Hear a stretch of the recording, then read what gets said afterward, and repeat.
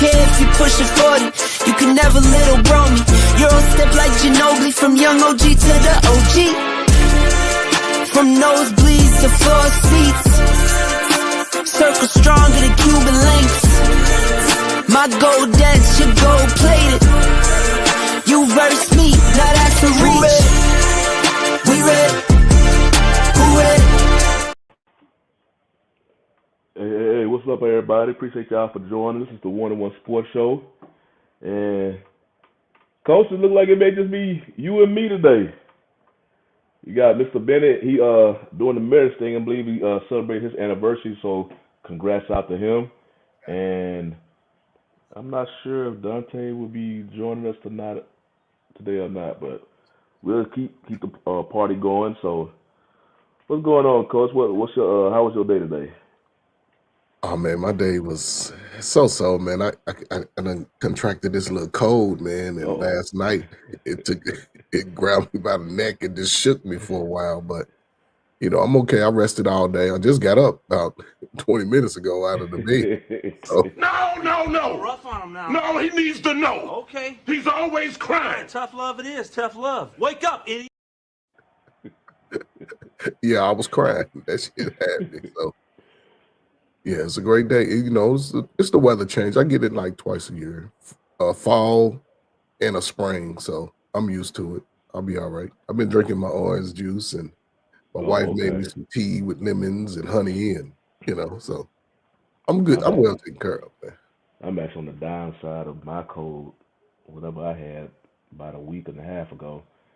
Well, I had a long night myself. My little one, she messed around, I guess, ate something that I guess was old and had her throwing up at night.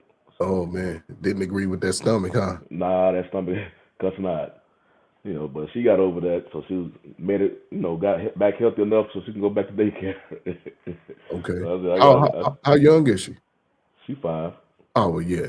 At least she got rid of it while she was at home and not out. Exactly. So, but other than that, everything, it was an okay day at work today. So, but let's go ahead and get into this show. I know we got a lot of. Oh, what's up, Dante? What's up, brother? What's going on, people? How y'all doing? Fine. We were just talking about how our day went so far. How did yours go? What is that? We were just going over how our day has been so far. How was your day going? Man, it was hectic, man. I actually was rushing. Had a lot of stuff to do in the morning. Already had the little pre-K thing and all of that, and I had like an appointment and stuff. I left my cell phone at home. So it's like you never know, you never realize how much importance it has until like you don't have it, and it's just like I'm not in touch with anybody. I'm driving home, and I'm like, man, I gotta catch up. I can't wait to get home so I can catch up on everything and see. It's just like and I was like trying to get ready for the show and everything. It's just like, yeah, at least it's like it's real important. So I can't believe it happened, but I guess there's so much going on. It was just like just forgot it.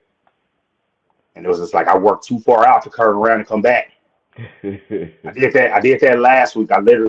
My daughter, she forgot her backpack, and so I was putting them back in the car together, and then I didn't put mine. I must have dropped mine on the couch, and then I normally get her out, walk her to the door, and I didn't walk her to the door. I just I got her backpack, had my daughter get it, let her go, and I was like, if I would have seen it, I would have got it. And I drove all the way to work, had to come all the way back and just work from home for the day.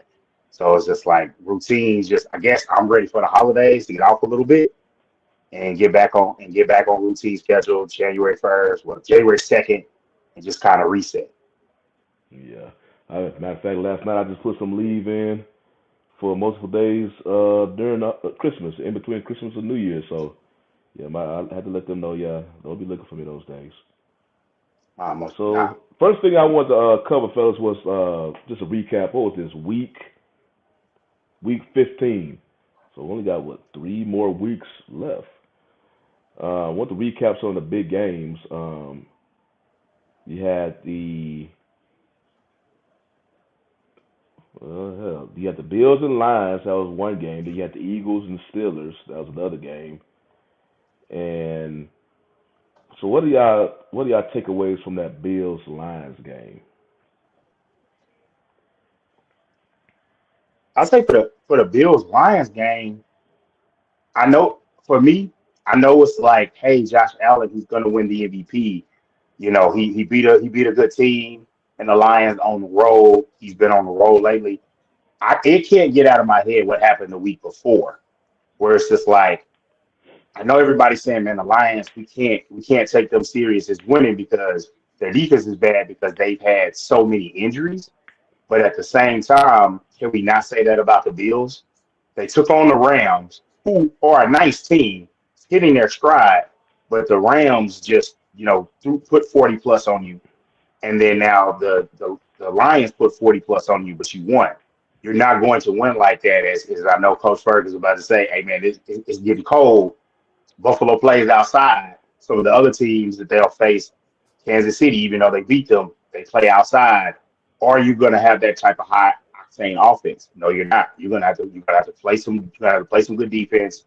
You have to get the running game going, and and then get the passing game going as well. So you're not going to be able to just have a shootout unless you are a dome team like the old Colts. The old Colts used to be the old Rams.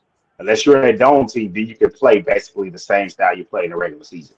If you play outdoors, you are going to have to change your style. So that worries me about them, but they're high octane, explosive offense, explosive game. I was going back and forth between those two games, and I ended up sticking on the Lions and Bills. What's your thoughts on that game, Coach? I don't really take too much from it. Buffalo needed that win, but also Buffalo is inconsistent. They beat. Yeah, I just say I don't take too much from it. We'll see in these last 3 weeks. Detroit. It's good that they lost. It ain't really good when you lose, but some losses benefit you as the season progressed. They had a 10-game winning streak, which is difficult to do. And I think they're going to be better going forward as far as Detroit. Buffalo, they still have some tough games left. We'll see how it plays out. Everybody has to – I'll tell you this, Josh Allen, he cannot afford an injury at all. He cannot do it. He could be, he is the running just because of the type of wins that he has, but yeah, he's just an average quarterback to me. Well, I think he's proven a lot of things this year, especially because he lost his number 1 and number 2 receivers from last year with Diggs and Gabe Davis, and look like he's putting up better numbers, than he did with them. So I think it was a big game. Bills was just scoring. I know Campbell was catching flack about that onside kick, early in the fourth, but I understand at the time they could not stop the Bills. Bills were just scoring on left and right, so he was just trying to change the dynamic of the game because it's like, man, we can't score, so we still a possession. And my thing, I think the Bills they're legit. They can compete against the upper echelon teams of the league. They may, like any NFL team, they may slip. Hell, the Eagles almost lost against the Panthers. So like it's true they say that any given Sunday, but they seem to get up for the big teams, the big games, and if anything, they're gonna be a very hard out. But with the Lions, and I know because I had a follow-up question with them. Are they in trouble? And I believe the Lions are in trouble. Not the fact that they lost against the Bills. Injuries are starting to catch up with them. They just lost their running back 1 in David Montgomery. So now Gibbs is going to have to do most of the carries. It'll be his opportunity to shine. But what's up, Mandrell? Mandrell, what's going on? Hey everyone, what's going on, fellas? Fine. We Y'all start talking football without me this whole season. That's messed up. we were giving us thoughts about that Bills Lions games, and I was just going over how I believe the Lions are in trouble. Not really because of the fact that they lost against the Bills. You know, it was a close loss. You know, there's a lot of Not scoring really. going involved. But the injuries are starting to pile up on them. And they've been able to get by during the regular season because, you know, one game you may play against a good team, the other game you may play against a so-so or mediocre or below average team. But once they get into the playoffs and the teams are basically your equals, they may have their playmakers. You starting to lose yours. And if anything, me being a Cowboys fan, I strongly believe they keep losing these playoff games because of lack of playmakers. Well, I think the Lions may experience that, and especially with the loss of Montgomery, I can just imagine if they meet the Eagles in the playoffs. I don't know. Right now, the way their defense is looking like, the Eagles will run all over them. They're having too much injury. I think right now they have 17 players currently on the IR or near that. That's just too much, man. You can go through the regular season. Look, I'd like to say this to you, Shawnee. I've been waiting to say this all season to you and Dante and Black Man and Filter. How about them Cowboys? Hey, I'm not tripping about them Cowboys, man. I'm not. I was joking around with some people because Dallas Cowboy fans right now, they all in particular one here in DFW, they all discombobulated. You got some mad because they losing and some mad that they winning. I'm like, winning what? They ain't going to the playoffs. But they worry about the draft status, the draft. Okay, gotcha. Yeah. So they keep winning games and keep going lower. I'm like, dude. And it's so many sorry teams. If you look up, it's like so many sorry teams clanked up. So you can't move up, and you just got to realize that and just, hey man, that's just a lost season. That point locked up. Yeah. And the thing is, I'll say this: that first of all, I'm shocked this season at the Lions that they're doing so well so far. You know what I'm saying? I'm shocked at that the Lions, it's Detroit. They're supposed to suck. It's in their DNA. They had the greatest running back still to this day of all time, Barry Sanders. They couldn't do anything with it. There's been years where they've had the number one offense in the league. Couldn't do anything with it. You know what I'm saying? They just couldn't stop the other team from scoring. You remember that? I think it was in the 90s. Yeah. It's been a while ago, you know what I'm saying? But that's when like people our age was like really into football. You know what I mean? Like, we were playing it at that time. So yeah, of course we watched. But back to this season, that Bills game, that wasn't as close as people say it is. People say it was close because of the final score, but if you watch the game, that score they didn't catch up until like the fourth quarter. Mm-hmm. They were getting done in the whole game long. You know what I'm saying? But the fourth quarter, they actually did pull it together and scored a few points. But I was like, swing and a miss. I wasn't really cheering for pulling for anybody in that game. But I was kind of surprised at Detroit. I was like, all right, we might have a ball game here. Then, tough. I was like, for example, that was my attitude towards the Lions losing. I was like, I'm used to y'all losing. Well, it was in due time because I thought they should have lost the game versus the Texans, but the Texans had so much. I mean, they damn so tried to give it to them with the 5 interceptions they got, but Texans got this weird thing going on right now. It's the Texans, man. You expect me anything else? That's what they get for leaving for changing from the Oilers. They were nothing then, okay? And well, Texas has some front office stuff going on, and now that he's gone, that's when that's when you're seeing some improvement. It was some front office stuff, drama going on, and they kicked that dude out, and immediately you start seeing like a better culture and all that. But I guess the Lions are. I mean, it's the season is still not over, but they still may. You know, you was basically saying that they. I know they say about the Cowboys, but the Lions are basically an accident waiting to happen. And, you know, who knows how to play out. They're going to make it to the playoffs. I would not be surprised if they be one and done. In the playoffs, they got it. Like I said, they looking at their record, man, coming into they're a good team, but when they're in the playoffs, they're going to be, unless they I gotta look at it. I don't know who they'll play, I but got they'll the be playing. they where they're seated right now, they are still seated at the number one seed, which they need to buy more than anybody. They're not going to get the guys from the Exactly. IR back, but they're going to get other. Everybody has banged up guys. They need as much rest as anybody, and I do think if they get the buy, it's on Ben Johnson. Ben Johnson is the wonder kid. It's going to be difficult. He's going to be managing, getting job interviews, but they're trying to win a Super Bowl. So he's going to have to manage that, but I think he's going to have to put his game plan. They're going to have to tone the offense down unless they need to use it. They need to. I know that they lost Montgomery, but they need to work on running the ball. They need to try to keep away from teams because with that offensive line, they can do that. It's just that when it comes to a playoff caliber team, more than likely it's going to be a team that can be able to throw on you. And they're decimated in the secondary. The pass rush is decimated. With Hutchinson out.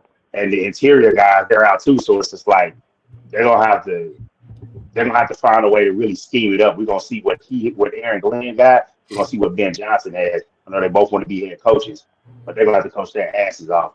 Because down the stretch, they could still get the number one seed, because I know Philly's right there with them. But their last three are the Bears. That's a dub.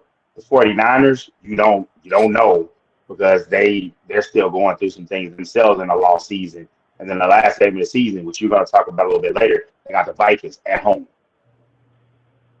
Yeah, no, it's like this. Y'all saying that he's saying one and done in the playoffs. Maybe. I mean, because I think Buffalo really gave a blueprint of how to do it, how to beat the Lions. They played good football this week. Buffalo did. You know what I mean? They played good football this week. They really did. Steelers, I don't know why they've been hit or miss. Like, how do you beat the teams you beat this season, but you lost to the Cowboys? Like, I don't understand. Well, you know what I'm saying?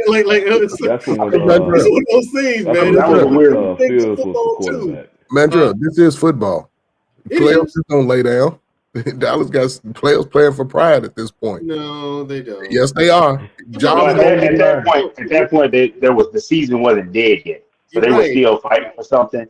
But it's just like it's still surprising when you look at the record, and it's like, but Russell Wilson wasn't back either, because there were some clear throws when it got to the second half of that game. It was just like, oh, he can't really make no plays downfield, so they can just gear up, stop the run, and it's not going to happen. If it's not 3rd and 3, it's punt. If it's not 3rd and 3, it was a punt, and that's what happened. And he just, I advocate and I root for Justin Fields, but it's like he still needs more time. Yeah, he was missing clearly left and right that game. Yeah, it's something else. The Cowboys I wanted to keep it in this NFC North. Yeah, let's go. And talk about, because it's actually right now it's 3 teams top of NFC. And that's the Lions, the Eagles, and the Vikings. Vikings get no attention. I think everybody is just sitting here waiting for the shoe to fall off of Sam Darnold. And he's proven he may not be putting the greatest numbers out, but him and Jefferson have a nice connection.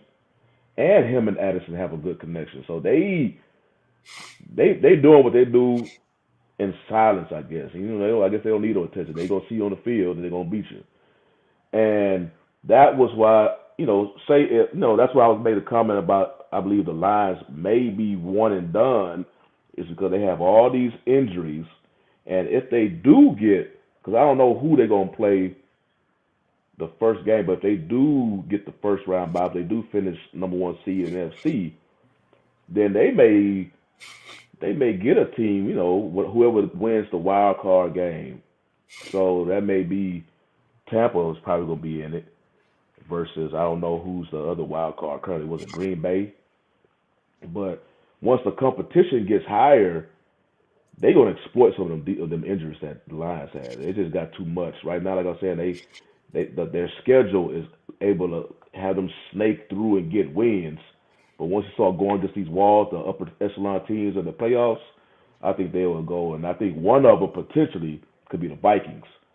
It'll be interesting to see if the last game of the season between them two, if they both coming in with a 14-2 record, and the winner, potentially can be the number 1 seed. So the Vikings, they look nice. They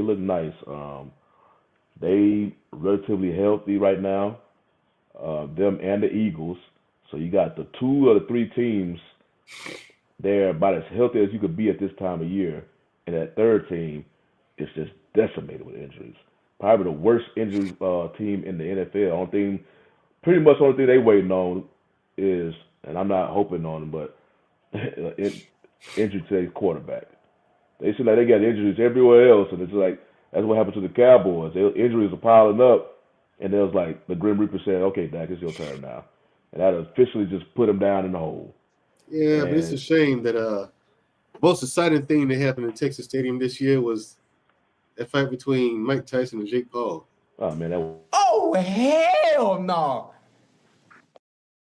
There was no excitement. I was watching that thing, going back and forth with the broken Netflix and their stream and all their issues. I had no issues with Netflix. A lot of people. So it never skipped and paused. And not for me. Like a lot of people reported that. Like so many people that Netflix was doing that to me. Kind of in trouble for it. They're kind of in trouble about it now. But I had no issues. I had not one issue the whole night. The best fight of that night was the women fight. Yeah, the women. That was intense. They was reminding me of those boxing movies. It was like when the stream was working, it was working for that fight, and it was working for that fight before that. Those two, the stream was working okay, and then after that, it was just. Well, the thing is, Netflix had never had that much traffic at one time. So, and of course, what we know now, what they needed to do is open up a few more servers, you know what I'm saying, to handle the traffic. They know now because now they're going to have the NFL on Netflix. And now that they know how much traffic to expect on their servers, it's not going to cost them a lot of money. You know what I'm saying? They're not going to lose just turning on some more servers. Or even if they buy some more, it's going to cost them a lot of money. So I think that's going to be the first and last time you have that kind of issue from a live event, because Netflix don't really do a lot of live events. They've had comedians do live events, things like that. But this is the first time they had a fight card on there. Yeah, they had some shows, but now the NFL is going to be there. Better not freeze. Well, no, the NFL already went up to Netflix and sent them a letter. Hey, I expect this to happen. This better not happen on Christmas.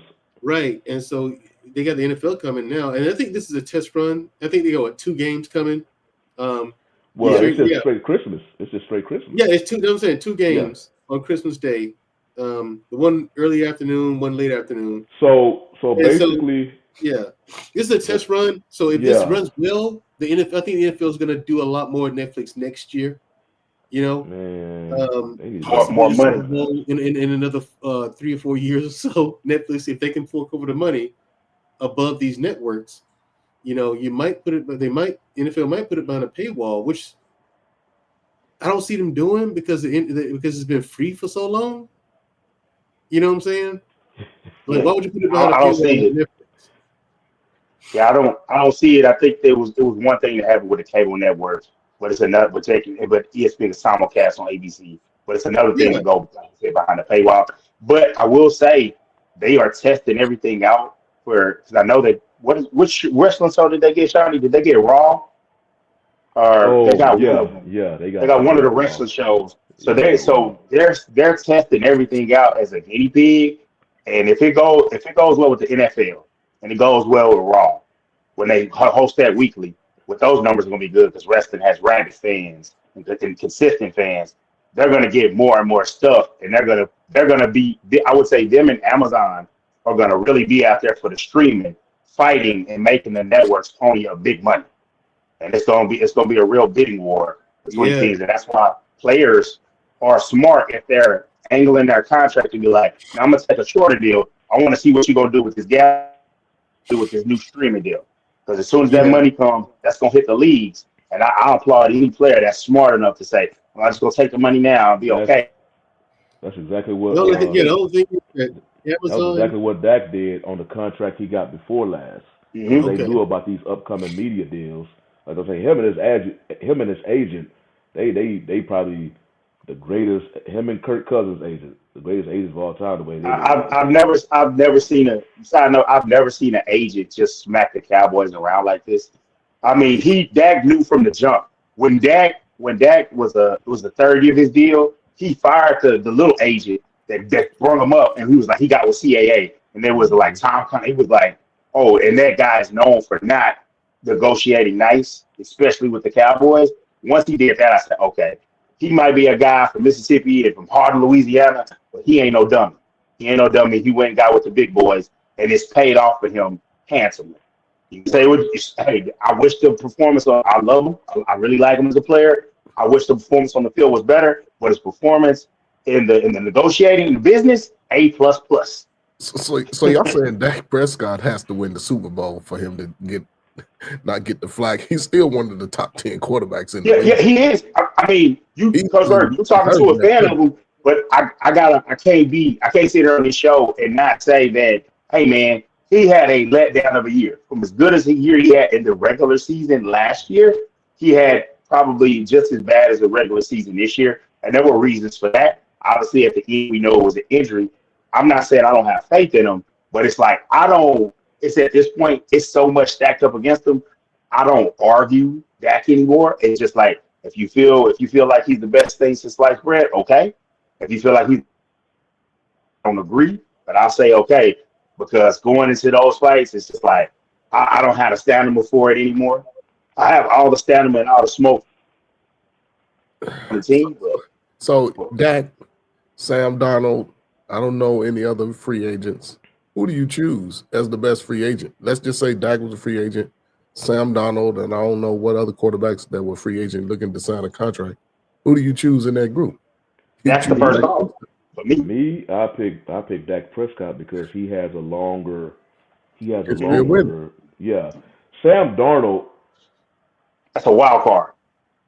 Yeah, but okay. So this is how I feel about NFL quarterbacks. So I strongly believe what team you on would dictate the success you have in your career, especially at that position. But that could be said about any position, really. Sam Darnold, as we know, was drafted by the Jets.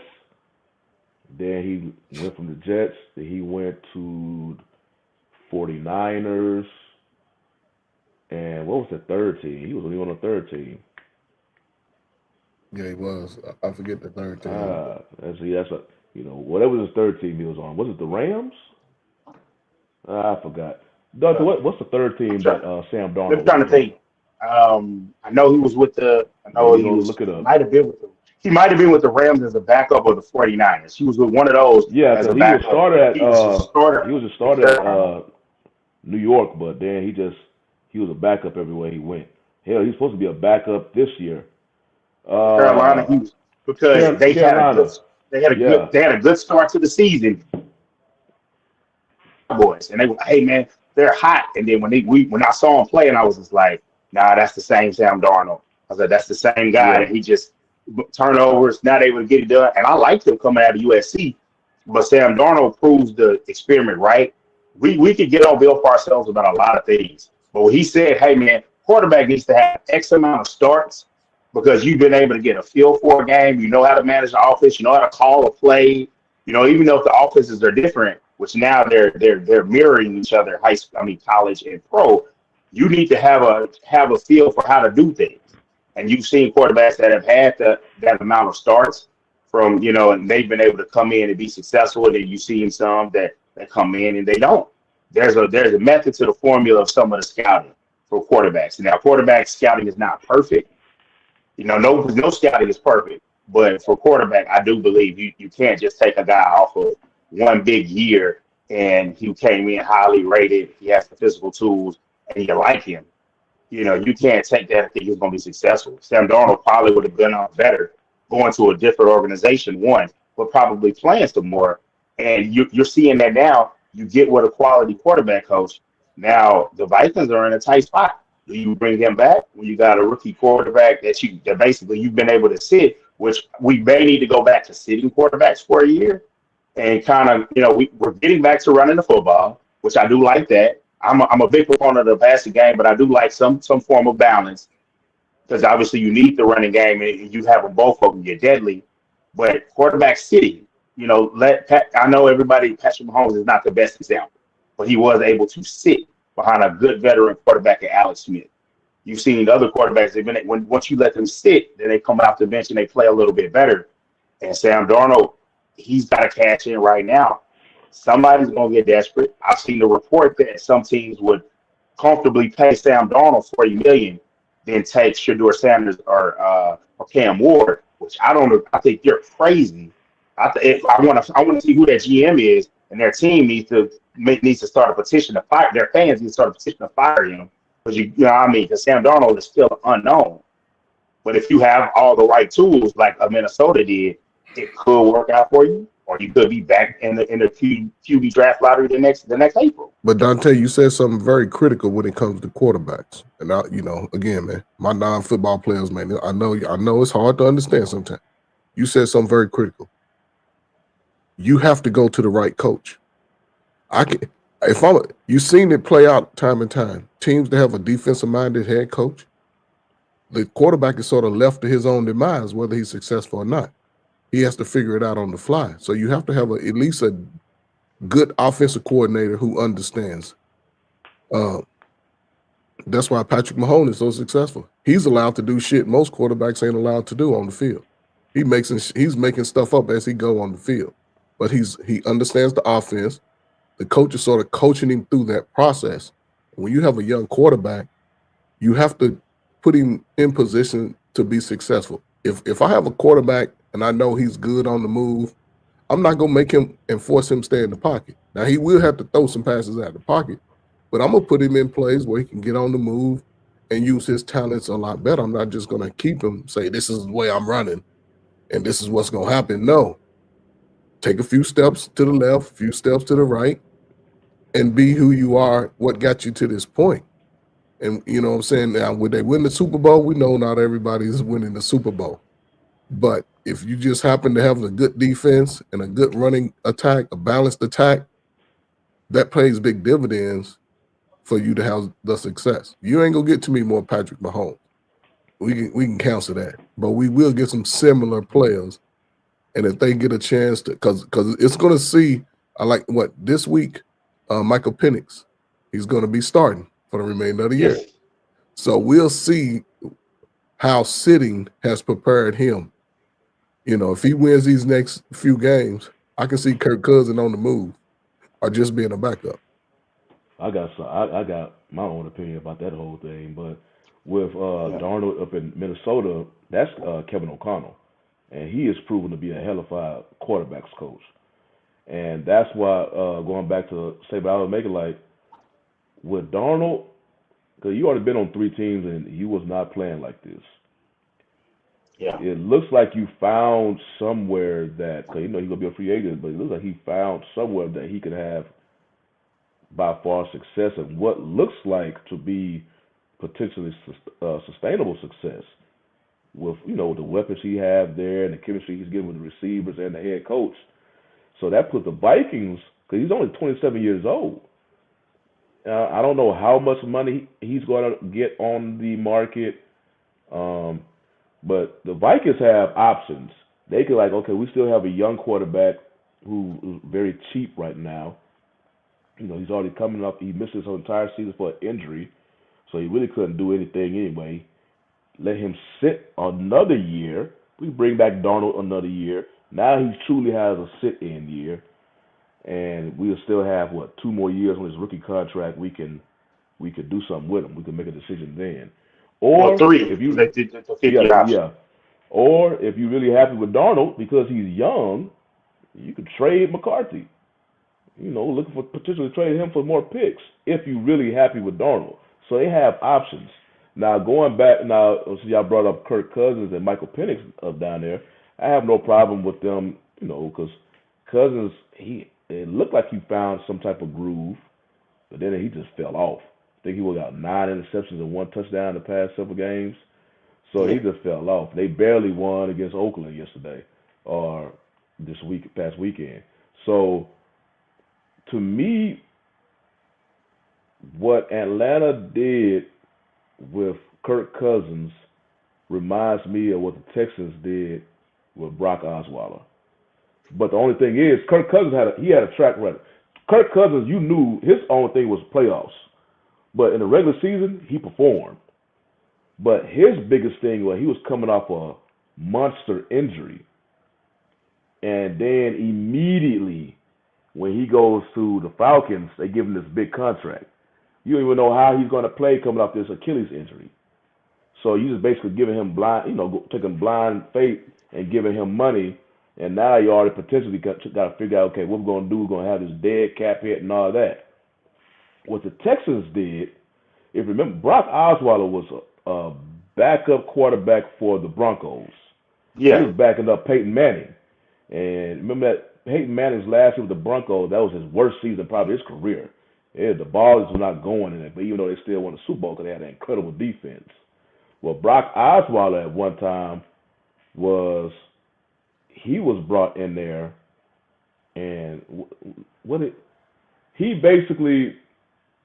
he caught the attention that Bill O'Brien, who was the head coach of the Texans at the time, and the GM, he caught his attention. So without even bringing Osweiler in for a training session or even talk to him, he signs Osweiler to, at that time, was a nice deal.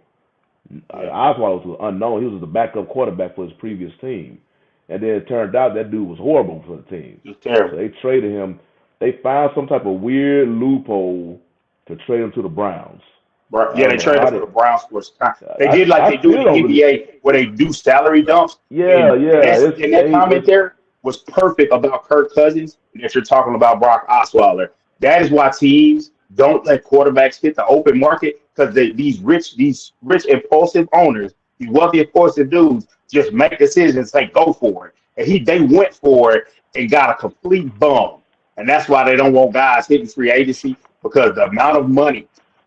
Average, what do they call them? Bill Parcells had it for them. The jobbers, just any old body guys would make so much money hitting the free agent market. That's why they push it off and they make it go wait, because these guys guys are getting underpaid because they're not getting free agency. Yeah, I was about to make that same point, Dante. Like, yeah, free agency it does put a strain on the game. It does. It messes stuff up. Same time, before free agency really became a thing, guys weren't getting paid what they were worth.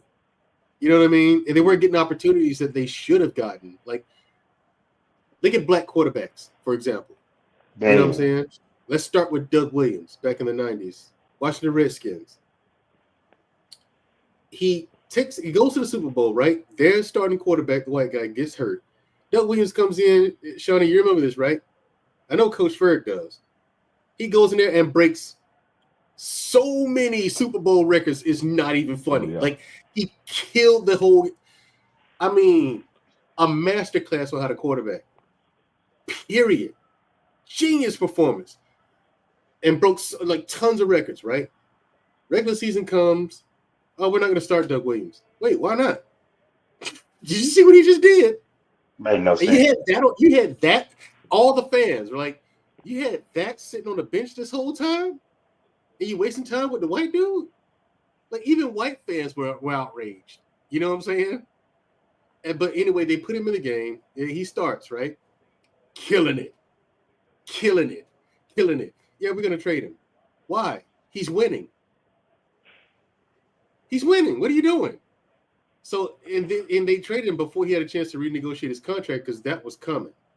After his performance in the Super Bowl and what he was doing in regular season, that was coming. They knew they were going to have to pay him real money. But then, you had him. Who else? Donovan McNabb. Ronald Cunningham was another one. Yeah. Didn't get his just due. You know what I'm saying? You had a quarterback running a 4.3. Why do you have him sitting in the pocket?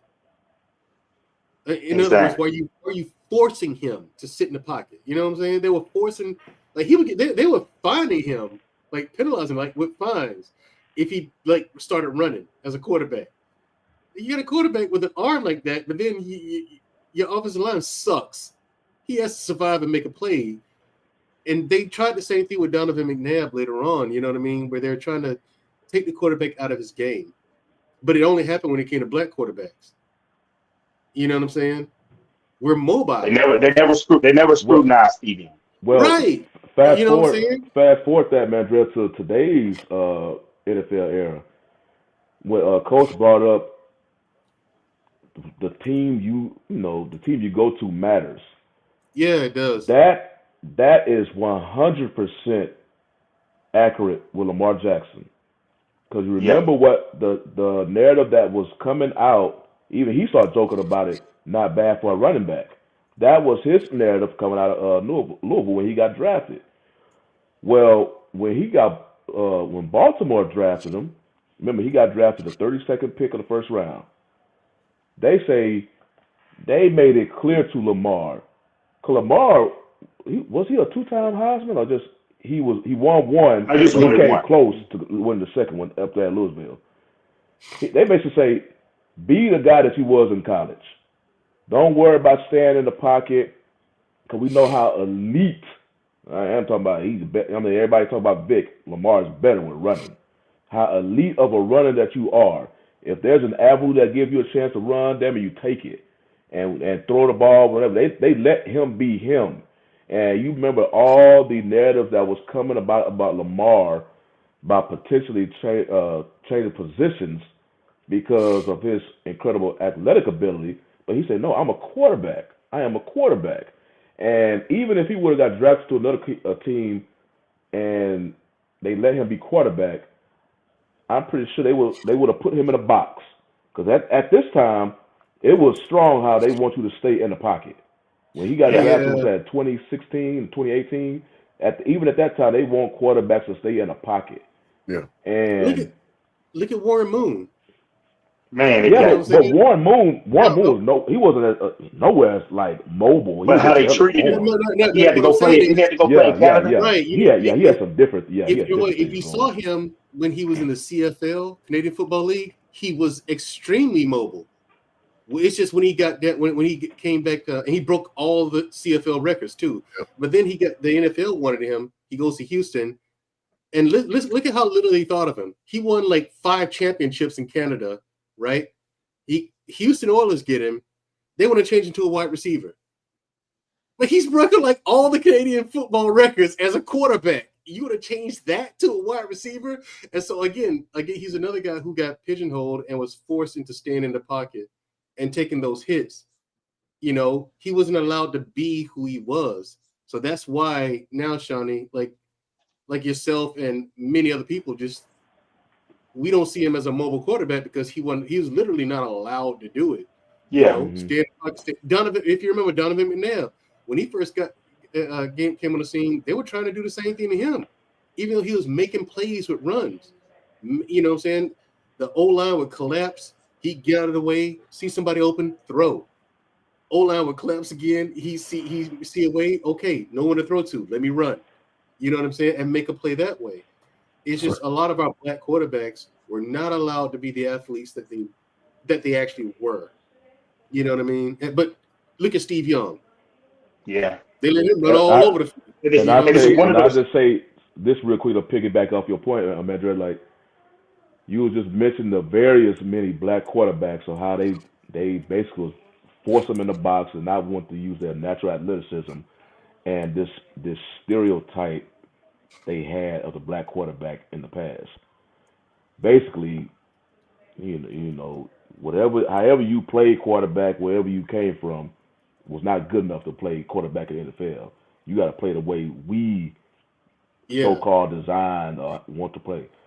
Fast forward to today's football. How do a lot of NFL quarterbacks play like right now? They all. What's the one thing? Pretty much, what's the one trait that they have to have? They have to run. Exactly. Because defensive linemen now, they can run faster than them. Hell, they can't beat Lamar, but they could be 3 steps behind them. They're so fast. So now you have to being mobile is a necessity for a quarterback. Like if you know watching Texas and college football with Quinn Ewers, the biggest thing they have with his fan base because he's not mobile. That's why they keep losing to Georgia. Georgia can get to them, but they have a mobile quarterback in Arch and Manning, but you know they won't. He's man. That's a whole nother topic. I was gonna get into that into my closing topic there. So let's put this narrative to rest. Listen. Yeah. There's 15 starting quarterbacks. Even Cleveland, they bring in the other guy. They sit Jameis Winston. Yeah, Dorian. Mm-hmm. Yeah, and now we see Penix Gray step in. So the number's going to go up slightly. We need to put this narrative to rest because when Josh Allen runs, people think he's the best quarterback in the league because of his running ability. The same thing that they didn't want brothers to do to take away from their skill set. So we have to be as open-minded about anybody who runs. I recommend you run. Put a 3-second clock on your head. Get the hell out of there because 280 pounds coming at you at 25 miles an hour ain't no joke.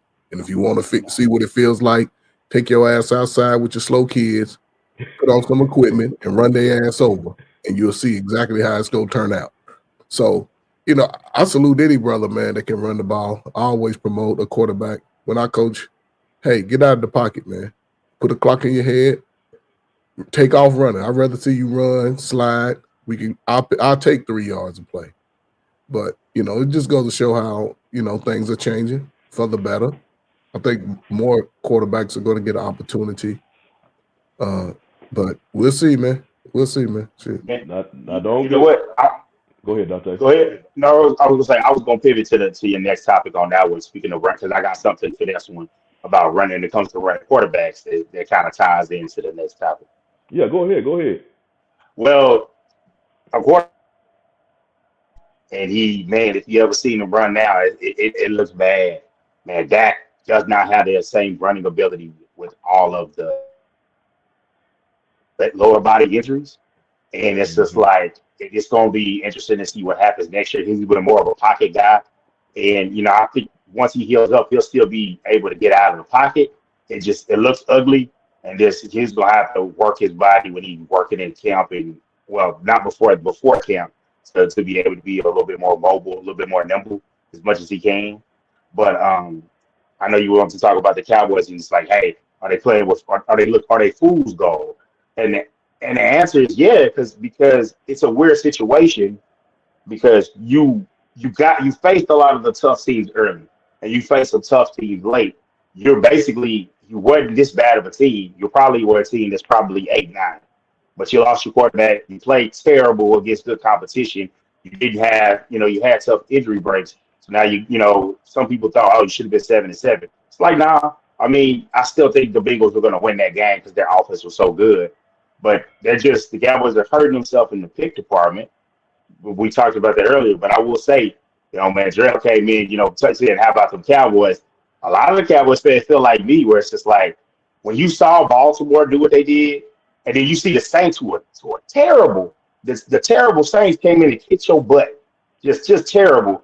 You pretty much knew once you kept seeing it happen, hey, this team wasn't it. And you kind of knew it, and Atlanta was that game was like, hey, if they win this game, maybe you can believe, hey, maybe they could do a little something. Not only if they lose the game, they lost Dak, and this feels like it's just in that twilight zone. Like I wanted to, and then unfortunately they won enough games to where I love Sunday Night Football. I love to relax and watch the last game of the day, but now I got to watch this game, and it's probably going to be a loss. At least at this point, they are competing, but I fully expect them to lose to the Buccaneers.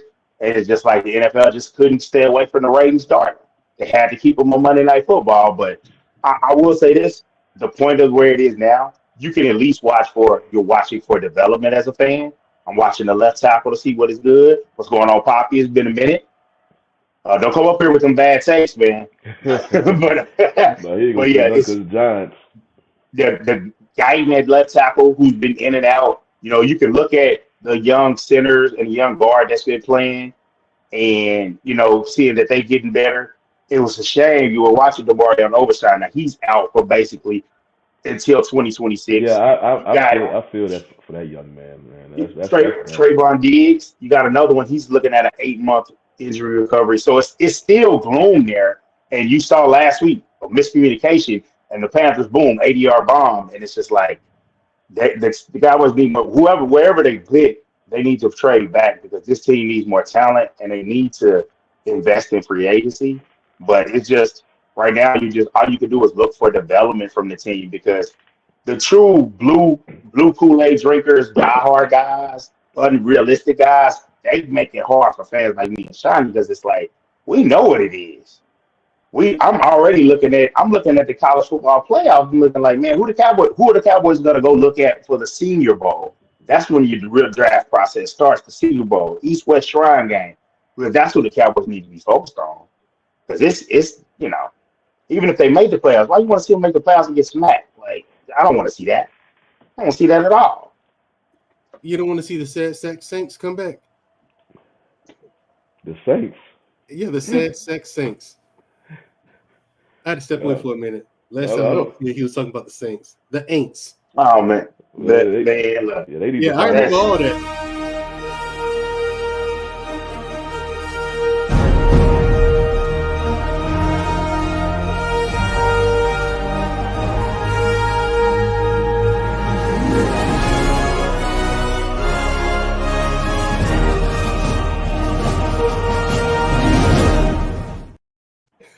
That's a good one. When the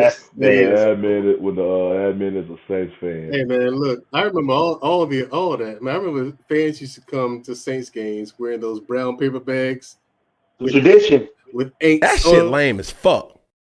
It was a tradition though. The sad sex. The sad sex Saints. I'm sorry. I'm digressing. What you talking about? The reason why cut it. Them bricks is way too high. You need to cut it. Y'all need to leave Sam alone. Gator. That's the character. Reason I brought it up in the chat about are the Cowboys pulling the wool over the Cowboy fans' eyes because I can just see how this season is going now. Because just refresh everybody. Earlier in the season, I brought up the point that the Cowboys will need to trade Micah Parsons because right now they have so much holes on their roster. They refuse to really participate in free agency. It's like you already was basically during the whole Dak and Lamb contract negotiations. You was already talking about how much tight it's going to be because of the money them two players are going to get. So you talking about the money and the availability of the tightness of the contract that you have to worry about the rest of the other 51 dudes in your roster. You do not participate in free agency, so dudes just be floating out there that could potentially have a positive impact to your team. You ignore them.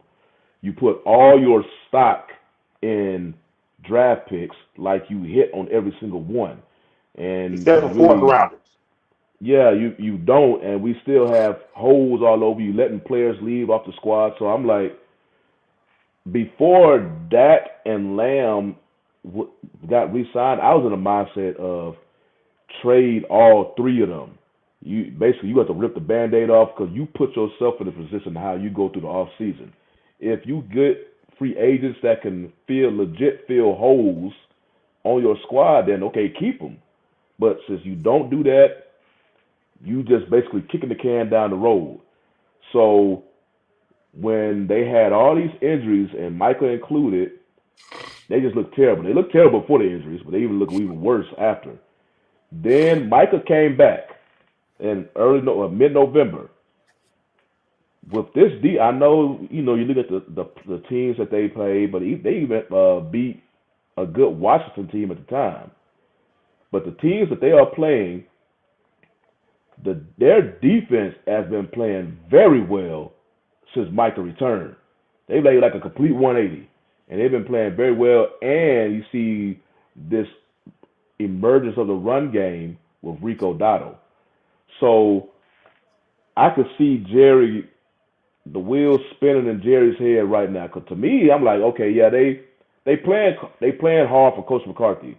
That's that's a feather in the cap to McCarthy because you're seeing how some teams are already like they're in a dead end situation. Their teams are basically 1, 2, 3 I want to say they quitting on them, but they damn near. Cowboys are not that. They Yeah, still the playing Titans, hard for them. Browns, the Jaguars, Yeah, so the Raiders. They ain't even started playing this whole season yet. nah. There's some teams that's just in the worst boat than the Cowboys, Yeah. and I think the Raiders are one of them. But with Jerry, because of all the injuries they have, and then they even lost Diggs pretty much for the rest of the year. He's going to again, and when the offseason gets here, he's not going to do nothing in free agency. He's going to ultimately pay Parsons, and he's going to be trying to sell the point of it was the injuries that the Cowboys suffered this season that put them in the hole that they're in, even though they were playing bad before. Yeah, they were playing bad before. Yeah, I was about to say, I don't think it's injuries. But it's on the media. It's on the media to call him out and to like when he snapped on the radio host on 105.3 earlier this year. It's on the media to put his feet to the fire, but like, no, these things happened beforehand. The quarterback play, he was giving you bad quarterback beforehand. Hey, you didn't do this. You gave him a left tackle that was inexperienced. Zach Martin, man, one of the best ever, first ballot Hall of Famer. The guard play improved when he came out because he was so injured, he wasn't himself. So a journeyman has looked good in that spot. So there's things that show like, hey, this season wasn't cut out for you. You didn't do enough in free agency. What the hell are you going to do? Are you going to run this again? You're talking about running this back again. Then you're trying to do the hype machine. You got Michael Parsons, who you're going to bring back, saying, hey, I think we're going to be heavy players in free agency. So I need to pull him to the side and be like, hey, it might be a smart idea if you say, hey, I won't resign unless we, make some moves there. Use some of your leverage, but he's kind of let that leverage go because he's been like, I'm gonna be a Cowboy for life, and he's kind of somebody got to teach him a little bit more how to play the game. But it looks like it's gonna be the same type of situation. The only thing I can say is it's gonna have to be to the fans tonight, not drink the Kool-Aid, the media members to ask the questions and say, hey, well, you said this, you said that, but I think the most important thing, and it won't be the worst thing in the world, they're not to lose out. But you're going to play Tampa, you're going to play Washington, and you're going to play Tampa, Philly, and then Washington, I believe, in that order. All three of those teams are fighting for playoff positioning. I think you can lose all three, and for one of the most important things to happen, he's not as bad as a coach as people have said it, but he's not good enough. Mike, it's been real. Got to go. I say, well, Mike, even with that, Jerry has been tossing it out that he may re-sign McCarthy. So I think he's blowing smoke on that one. I hate to listen to his interviews and stuff. I've learned to read what he says and pick up on little things.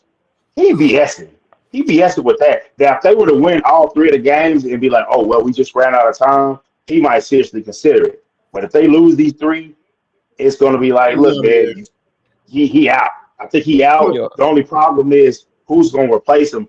My dream was for Belichick, just to see if that Belichick and Jones, the Jones boys, could work. I just wanted to see it. But this dude took a college job. Like I don't see that working at all. Can y'all hear me? Yeah, Bobby, what's going on? How you doing? Let me get this out of the way. How you doing? Doing right, what's going on, man? Hey, long time no see you, Mandrell, man. Where you been at? Married. This nigga sucker now, man. This nigga you feels the need to entertain. Now that I got the nice part out of the way, let's get to the business, bro. I'm so sick and tired of you punks to come over here and start talking about these goddamn Cowboys, man. Y'all are a goddamn bunch of losers. Yo! I'm so sick of you, Dante. What you got that hoodie on for, bro? What's wrong with you, fam? Don't you have respect for yourself? No. Man, look, at top, I'm wearing a winner, 2023 World Champions. Let's get that understood. Then I'm wearing the team that roll with. Look, man. I mean, and if you're a Yankee fan, you ain't seen the chip in a minute.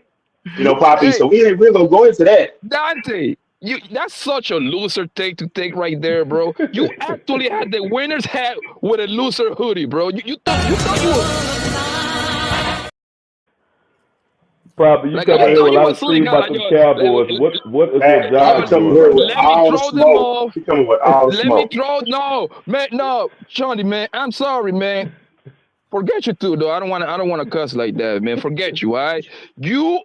Why are y'all talking about the Cowboys when y'all got a losing records, bro? You with us. It's disgusting.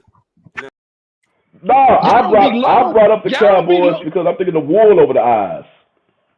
No, man. We got to be talking about winning things. Buffalo Bills, Okay, Kansas We City did. you Chiefs. missed that part of the show. The No. Steelers. Okay. I don't want to hear nothing about no damn Cowboys. I'm sick of you Negroes, bro. He I'm wants the so sick of Cowboys to you be thrown in guys, the bitch man. like the Giants are. Yeah. That's Yeah, why you get never him, hear nothing about Poppy. the They Giants. Cowboys ain't relevant. Tell him, Yeah, Poppy. look at the Giants though. I mean, you know. Giants are doing well. But yo, Mandrell, I got What's up? respect for myself. I know we are losers, so there is no need for me to even bring them up. You see what I'm saying? I got respect Yep. for myself. These I got guys, you. they come into a live stream on YouTube. Matter of fact, Black man, I'm striking this channel, man. I'm sick of this shit, bro. I'm striking this shit. He gonna strike us for. We talk about relevant sports topics. We talk about legitimate relevant. We talked about all the Johnny Never say literally. another motherfucking word to me. We can show you the agenda. He literally put it at the bottom of the show, and then we was talking about some NBA next. Like man, so if you feel like that, you know what? Let's scrap that. Johnny, go on and queue up about the All-Star game, which you were going into next. No, let's not do that. Basketball. Oh no, I forgot that. Man, Drew, just because you can't shoot, man, be quiet, man. Oh man, go that You ain't got no jump The shot. ya- We got a heavyweight ya- banger coming up this weekend. Y'all didn't even know it. Well, Yeah, I know about it. We got on the box. Mr. Bennett told us before we left. Alexander Usyk 2, the rematch. No, Mr. Bennett told us before we left. Only problem is I got to see what time it's gonna be on because my daughter's school is playing for state. And I'm gonna be it's at AT&T Stadium. So if it's after that, then I'll probably catch that fight. Oh, Well, since we made this right turn on these combat sports, man, what's your thought of with this Paul and what's his name? I was just Conor McGregor. I was just about to say that, bro. Oh, look, what was your thought on that? McGregor's done. They looking at this as to me just jackpot because they have access to making this money that they not making in the MMA. Yeah. I can't say I don't. I can't say I don't. But think about, but Mandrell, think about it, bro. They getting at the bare minimum. Jake Paul, how much he got on fighting Tyson? About 40, right? 40 mils, right? Think about it, Mandrell. They getting 40, 30, 20, 50 millions to do 20% of the work. Because it's nothing but like exhibition fights pretty much. You don't hit me hard, I don't hit you hard. Yo, that's the best. Yo, right now that's like the best job ever, besides being a streamer. Like KZ9, he getting like 50 millions per year. Yeah. I mean, it is what it is. Like Jake Paul, I don't like him. He won't fight a current boxer who can beat him. One time he did, he lost. And Tommy Fury is not some big time super good boxer. He's not. Yeah. He's all right. He's decent. Yeah, it's pretty good. Yeah. Yeah, he's decent, but I mean, he's not going to get in there, Jake Paul, and fight an actual contender. To say nothing of a world champion, that ain't happening. Like, can you imagine him getting in there with Canelo? Yeah, that'd be Canelo would eat him alive. Yeah, I was about to say, I don't know about that. I don't even like Canelo. Canelo's slow, though. I think with Paul, because he has such a huge social following, even prior to him starting this whole boxing thing. That's all it is. That he just knows if any public figure is willing to get in the ring with me, all these social folks just follow him. Almost like the Bayhive of Beyonce. They will just follow him. And the people who putting these fights together, they know this. They put it on there. They get everybody getting the money, and then you have these dudes who may be retired, non-boxers coming from somewhere else, you know, they'll come in. Cause didn't he fight? Who knocked out who knocked out Nate Robinson? Jake It Paul. was him. Yeah. It So was he him got that more knocked. for the basketball court coming into the ring. Right. That's what kind of popped this thing off. When he knocked out Nate, I think Snoop Dogg was commentating, and Yeah. that's when I started getting the attention. And I thought it was just like a one-time deal. And now this is like the 6th time he's done this or something That's like the that. thing now. Yeah, he's not gonna go and fight for contention for a title. He's not gonna do that. No. He's making too much money doing the nonsense that he's doing. It ain't real boxing. It ain't real fighting. Like Papi Blanco said, it's an exhibition. Yeah.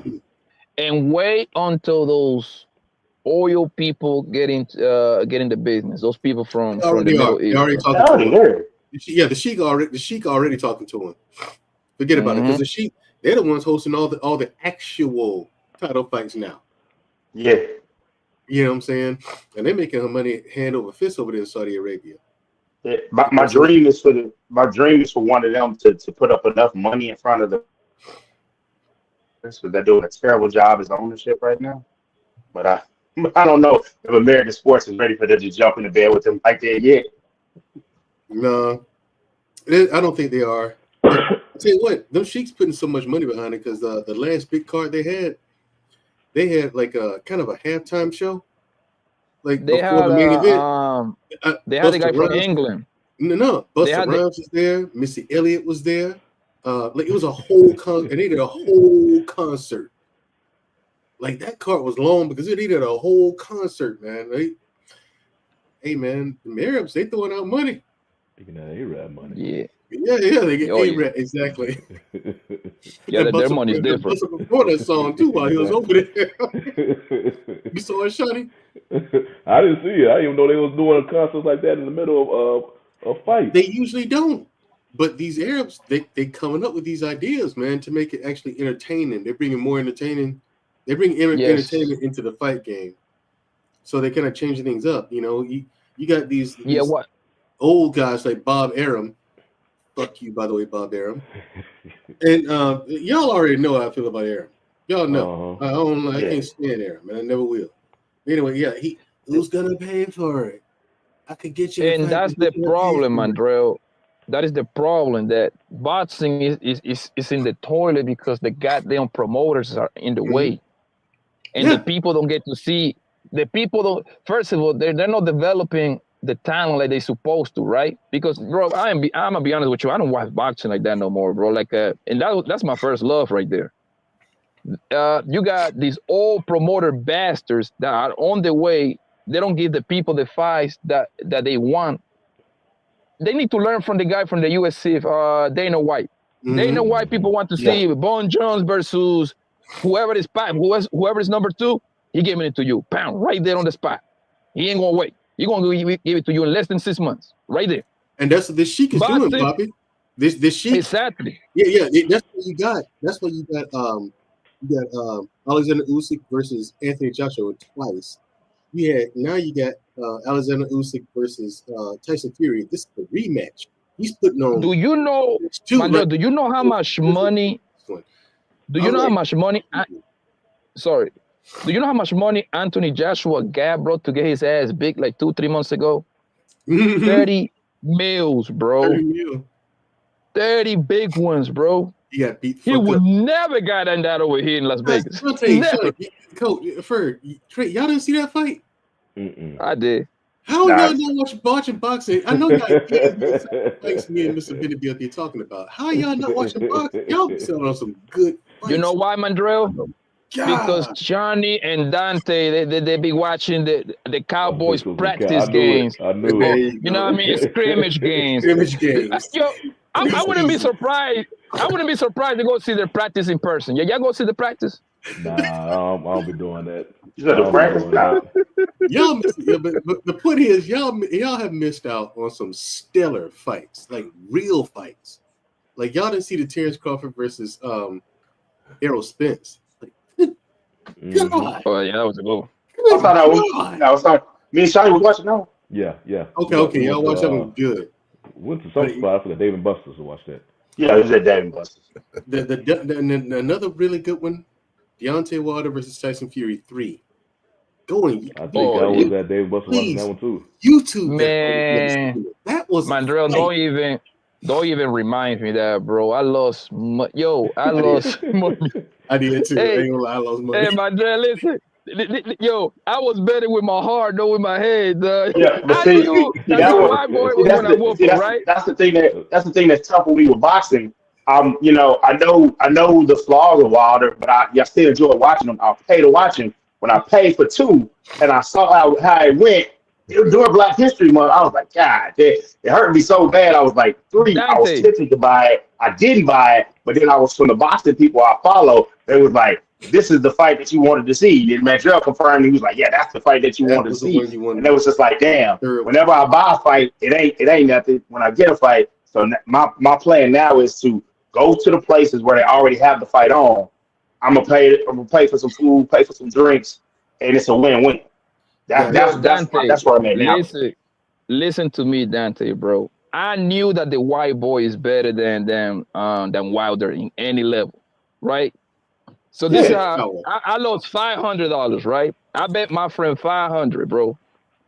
The only thing that I had going on that day was, it's February, it's Black History Month. There is no way in hell this fucking cocksucker gonna lose this fight. No way. Oh boy, man, I was so wrong. I was so wrong, bro. But here's the thing. That's the fight they've like I said before, the two of them have not been the same since that fight. That's the fight where they actually both left a piece of themselves in the ring that night. Because they were knocking the shit out of each other. They really were, man. That's a fight you see in the movies. Yeah. Like but the thing with Wilder, Mandrell, the thing with Wilder is that he just don't know how to box, bro. He just got that one hit quitter. That's it. That's all he got. That's all he got. He never. You see what I'm saying? He never developed fundamentals. So when someone figures out how to get around that power, he doesn't have fundamentals to fall back on. He's got nothing else. So you know what I'm saying. If he catches you with that right hand after that, he kind of gets lucky. His footwork is horrible. You know what I mean? He threw punches off balance like in the most awkward way, but he's heavy-handed. You see what I'm saying? So he connect. Did you see his last fight? He threw that right hand. He crossed his whole body with it, and his foot came off the ground when he threw it. But it was like the most like Shawnee, the most ugly right cross. So basically, he left him open for a perfect counter because he wasn't even solid on the ground after he took it. And that's exactly what happened. He got caught with that right hook, boom, and he spit him around. Not even balanced on the ground. You can all see the stars swimming around his head, man. So I don't know if y'all brought it up yet or not. So what Poppy was mentioning about what he doesn't like about current boxing with these promoters and how UFC basically is just one guy who be putting these fights together. Is that what the Arabs be doing, or they still go to the promoters? Well, see, the Arabs talk to the promoters. What the promoters' problem is, they don't want to put up any money. They want to put on the biggest show but shove out the least amount of money because someone has to pay for venue and how the advertisers pay for it. Sessions. You know what I'm saying? Someone has to pay for entertainment and lights and all that stuff, right? So that's what a bunch of the negotiations and back and forth is going on. Then you have to negotiate the purse between your two fighters, right? Okay, now you want your fighter to get as much as possible because you get a cut of his a super cut, his purse, right? Yeah, big cut. Plus, you can get a part of that gate. You know what I'm saying? You and can get the pay-per-view. And the pay-per-view. You know what I'm saying? So everyone's negotiating that nonsense. But then, let's say I'm the number one contender and Papi Blanco's a champion. You know what I'm saying? But you the promoter. You don't think I can beat Papi Blanco. So you can do everything you can to keep me away from him as long as you can and get me other fights to draw a crowd to me and get as much money out of me as you can, but holding me back from a title fight. Yeah, so that's why you don't get the number one and number two. You know what I'm saying? But that's why there's, like I said, there's one sanctioning body that don't play that, the IBF, and that's why you got a lot of boxers out there who avoid that title because the competition is tough. with the IBF. They have very strict rules and they fold for no one. Look at the competition I'm talking about. Look at Ben Whitaker. I'm quite sure you've seen his TikTok videos where he's dodging. He looks like he's in a Matrix in the middle of a fight. You know what I'm saying? He's doing the whole drunken boxing style. I'm sure y'all seen that. Okay. He looks like a superstar, right? And he has been. However, he won the IBF title. His very next fight, he fights a guy who just gets out of the journeyman status under the IBF. Ben Whitaker learned a very hard lesson. Being fast ain't enough. It was a no contest, right? But it's like now Ben Whitaker's on. It ended up because both fighters fell out the ring. You know what I'm saying? I'm looking at the lost, though. I think Whitaker, number one, he did that on purpose to keep the loss off his record and keep from losing that title. I think he did it on purpose. I think he pulled old boy out of the ring. Watch it. Let's watch it again, Bobby. I think he did it to a dirty stuff over there. But my thing is, you took a person that on paper, Whitaker should have clowned him just like he clowned everybody else. But no, that dude is ranked in the IBF. He is no fucking punk. Because the IBF has nothing but stiff competition, right? So he gets in there, he's fast, but this dude figured him out. You know what I'm saying? He figured a way out around that speed. And I agree with Papi Blanco. Whitaker was losing that fight. He was losing that fight. You know? And it was a shame to see because I was excited to see him too. You know what I'm saying? So okay, he finna take this dude to college. Let's see what he said. Ooh. We got one on our hands here. Not so fast. Not so fast. We got to fight. And so in the middle of the fight, you can see Whitaker being confused. He just ain't been up against competition that tough. Like I said, so you got that. You got a sanctioned body like the IBF. You know what I'm saying? Now you got this Sheik who's like, okay, telling the promoters, listen, don't worry about this, that, and the other. Don't worry about the money. We got it. We got it. Just bring your fighters here. Here's the stadium. I'll provide that for you. He built the whole 100,000 people in there. It fits 100,000 people in that one arena, dude. He built it 4 fights. Nothing else. That's when the fighters be getting part of the gate. And now the fighters can negotiate. Yeah, the Sheik don't mind shelling out money. He's probably gonna making plans to take over the whole boxing game. And if he does, I mean, oh well. Boxing is changing, bro. The promoters have no one to blame but themselves because the Sheik is putting on some really good fights, man. And that's why you're getting these good fights nowadays. That's why boxing has been turning around because, like Papi said, for the longest time, you've not been getting the best versus the best. Now, think about it. How long it took them to give us? I didn't even want to see that bull crap, bro. Mayweather and Pacquiao, man. Them two bastards were already old. Wasn't that like 5 years too late? 5 years too late. Hell no, more like 10 years too late. Listen, bro. In boxing, when you got the top of the top against the top of the top, we're supposed to see them fight at least 3 times, like the gladiators back in the days, bro. 3 times, bro. Trilogies. That's what made the sport more captivating. Marquez fought Manny Pacquiao 3 times. You see what I'm saying?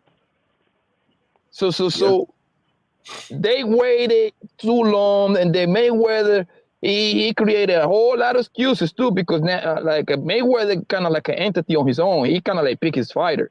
He didn't want no smoke with Pacquiao, so he waited. Then they want to fight when they was like 40 years old. And then Pacquiao was looking at getting out of the boxing and going into politics by the time he fought Mayweather. You know what I'm saying? So his mind wasn't really that even count. You know, but it ain't like the time in the 80s when it was the 4 kings in the middleweights. You know what I'm saying? They don't know what the 4 king is, Mandrell. Don't teach them. The 4 kings, they went at each other, man. Like you had Duran, Sugar Ray Leonard, Tommy my favorite boxer, Marvin Hagler, who was the best of all of them. I think he's the GOAT. He is. He's one of them. He's one of the GOATs. He's definitely in my top 5. Now listen, you want to see a fight? I told y'all about this before, and I'm going to keep reminding you. Hagler Hearns. It ain't but 3 rounds. Yes. Enjoy it. Like I said, That's the one that as soon as the bell rung, they just went at each other. Like alley cats. Like alley cats. It's a crime. It's a crime because I wasn't even born. So by my father and all my uncles, they boxer lovers. So I boxed too. So I had to go. I went back and watch it, bro. It's a crime that the fight was only 3 rounds, bro. That's probably the most thrilling fight that you will ever see, bro. Yo, them two guys went at it, man. And when I say at it, start yo, to finish, it was so bad. No one had nothing left. Listen, it was so bad that Tommy Hearn, he lost. He got knocked down, but he broke his goddamn arm, bro. He broke his arm, bro. Punching Marvin Hagler. And he still got knocked down, bro. Y'all got homework, man. Go watch that fight, man. Let me know next time y'all see me. You talking about one of the greatest fights of all time that you can see, man. Well, since Poppy's giving some homework, I'm going to have to take him up on that one, though. But we want to definitely make sure we get out in time for the next show. They should be doing it within 5 minutes. So I guess at this time, and Poppy, you feel free to join if you want to. Just go around the horn, fellas, and just give us your final thoughts, and they could be over anything. Okay. I'll go first because I'm about to go. It's no more like a final thought, it's more like a request. Please, no more cowboy talk, please. There is absolutely no need for you guys to talk about these people, bro. Y'all should be y'all are an embarrassment for the state of Texas. Y'all should be talking about Texas University. The Longhorn at least, bro. I think Why are you talking about the Cowboys for?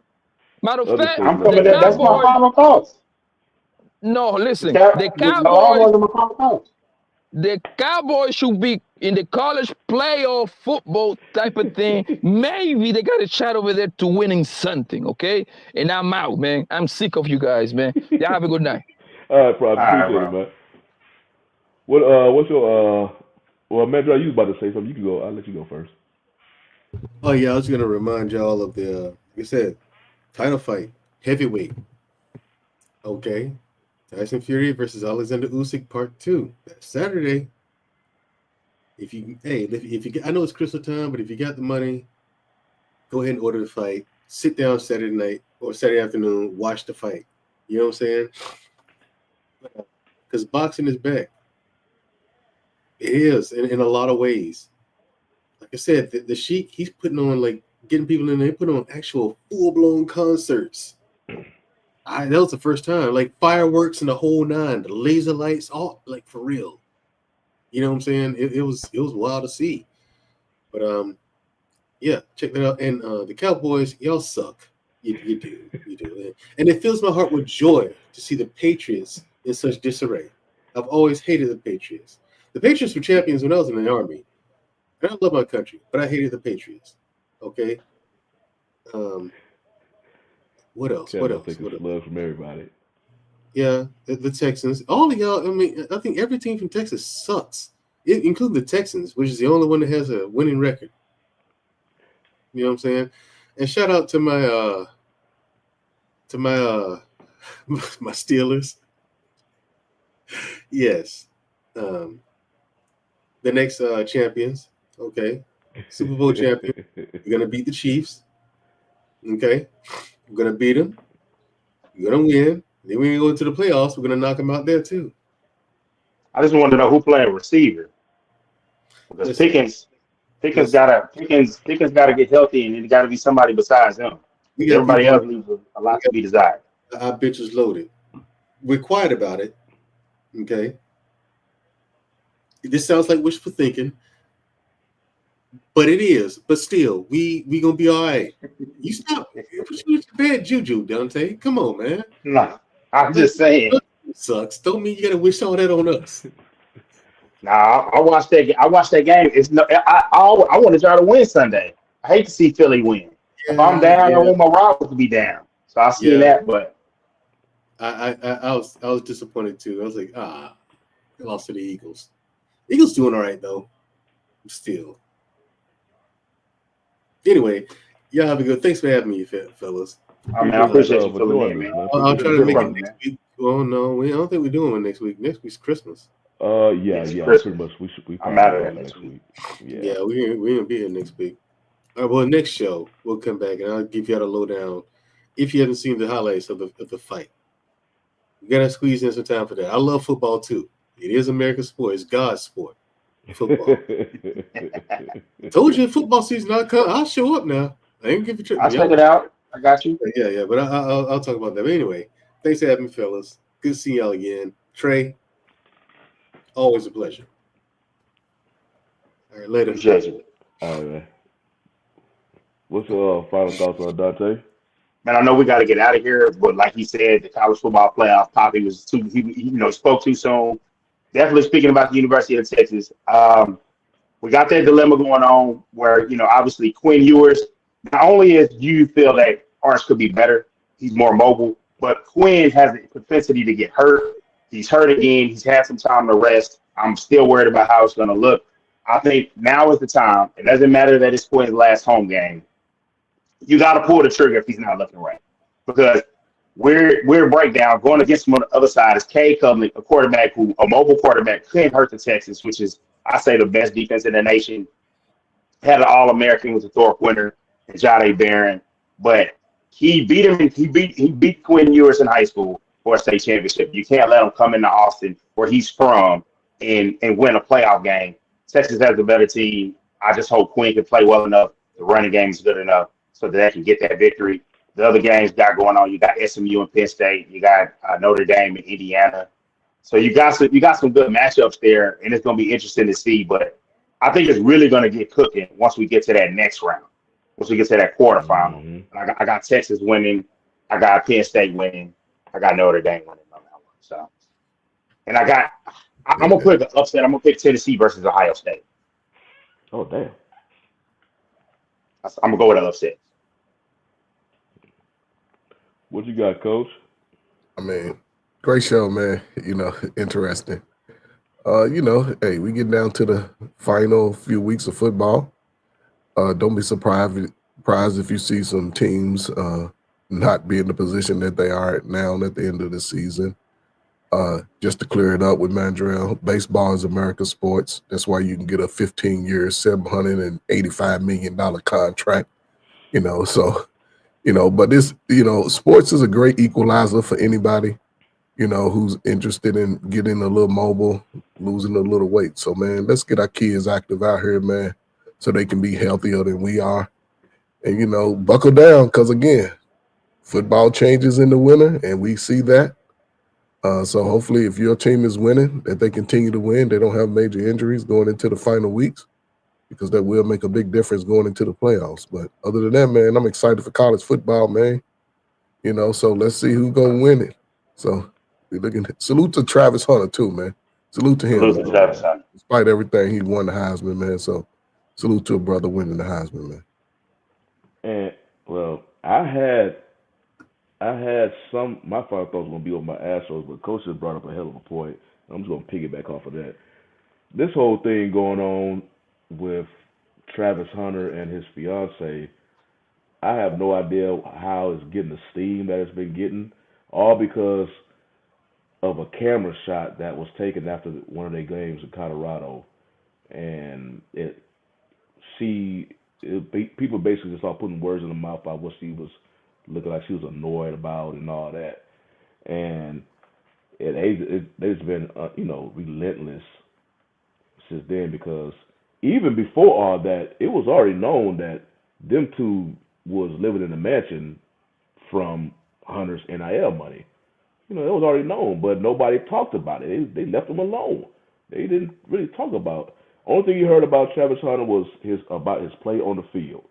That was it.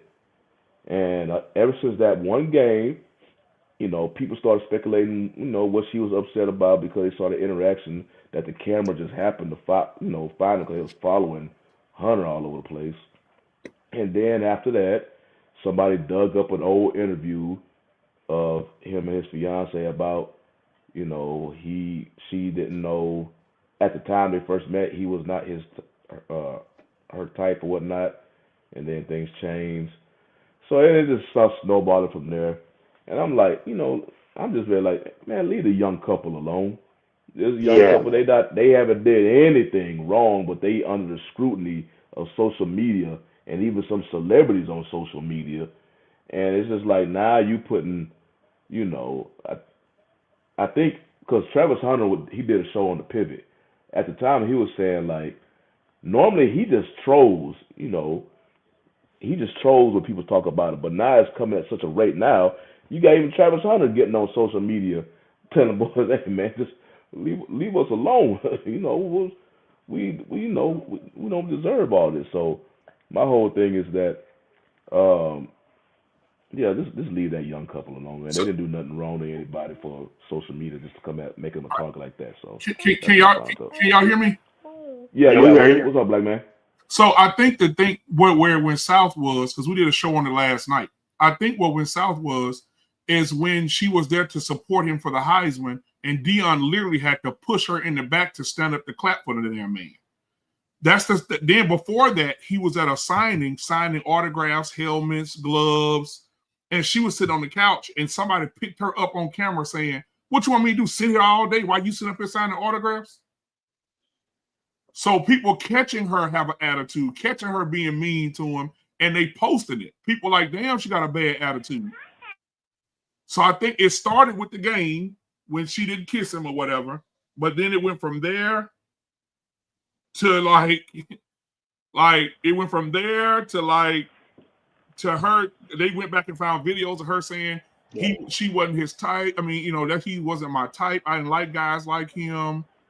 And then when he started getting NIL money, it's like, and then Shannon Sharp chimed in and said she didn't like him 2 years ago when he got that $7 million in NIL money. He said, I don't think it's him. I think she like Ben Franklin and Abraham Lincoln. So I mean, I don't know. Then they got a video of Deion Sanders telling him he needs to sign a prenup. And he said, you need to have a prenup as thick as the Bible, boy. Deion on camera saying he not telling you what he heard. He's telling you what he knows. So you can't say that. Exactly. So I don't know, man. I mean, I guess everybody can see it. Travis upset. You know, he coming at everybody to say something about him, man. And I hope that he get that out of his head before he get to the league. Because them defensive backs, when he playing receiver, they're gonna be saying, "Hey, man, we're gonna get their Pocahontas. We're gonna taste their Pocahontas." They're gonna be in your head, bro. So you might want to get that out your head right now before they come for you, bro. Because I will say this: if they're gonna stay down, she needs to have a woman that's to pull her to the side and be like, "This is how you play the game. This is how you have to make sure you're looking good for him. He's the star, so you can't make him look bad or make conversation be about that Savannah James course." If she needs to teach a course, she needs to be teaching one right now. Yep, she does. Yep. Golly. But somebody on Twitter said we didn't hear her voice till after the third championship. We didn't know what she sounded like. I was like, damn. I mean, really they had media, like I said, I think they remember they were showing off their home one time, but nobody talked about him. It wasn't until that game where people thought she was getting on him for whatever reason, or she looked annoyed, that sparked everything. So yeah, because Aisha Curry tried that, remember? I don't feel like nobody looks at me, nobody pays attention. 5 weeks later, you hear nothing else about that. And you know, they young, so you know, thing about this young generation now, I don't know why everything has to be on social media, so they got to constantly come on social media, defend, and that just reignites. Basically, if you want something to go away, you can't say nothing. I mean, as hard as that may seem, you just have to let it go, and eventually, America will move on. You know, they always do. Something else will go on. They'll forget about you. But if you keep getting on that social media trying to defend your, and I understand because people they pretty much saying something that they're not. But you gotta understand, social media, just the internet, they don't give a damn. They just come after you. And the only way you can, they'll leave you alone if you go away. If you keep giving them a reason to keep making videos about you, they gonna keep making videos about you. This is the only thing about it. I just hate the fact that they're a young couple and everybody coming at them and they say, damn, man, we didn't even do a damn thing. But right now, his fiance looks like she's public enemy #1 in college football, and the woman don't even play her down. Right. So But on that note, fellas, man, I know we were talking about Mandra. You know, next week is a holiday, so pretty sure we're not going to be able to do a show next week. And it still remains about if we're going to do the show after that because of New Year's. So, you know, when we all get settled back down from holidays, you know, until then, you know, I wish y'all and wish everybody listeners, you know, watching us, you know, a safe holiday season and anything else, fellas. That's it, Man, that's y'all, it, y'all man. have a good week, man. Have a good Christmas, brother. All right, y'all. Happy holidays, Merry Christmas. Peace. Peace. All right, guys, another one in the books. Another great episode on the Black Man Unfiltered Network. Listen, we're doing the thing over here. So, guys, do me a favor. Hit the like button, hit the subscribe button, hit the share button. Also, if you want to donate to the channel, which helps the channel, hit your boy Cash App. It's scrolling right here, right there, at the bottom of the screen, and support the channel. But we're happy that you're here, and we look forward to seeing you on every episode. So hit the notification button so you know when we go live. Thank you again, guys, for watching. We out.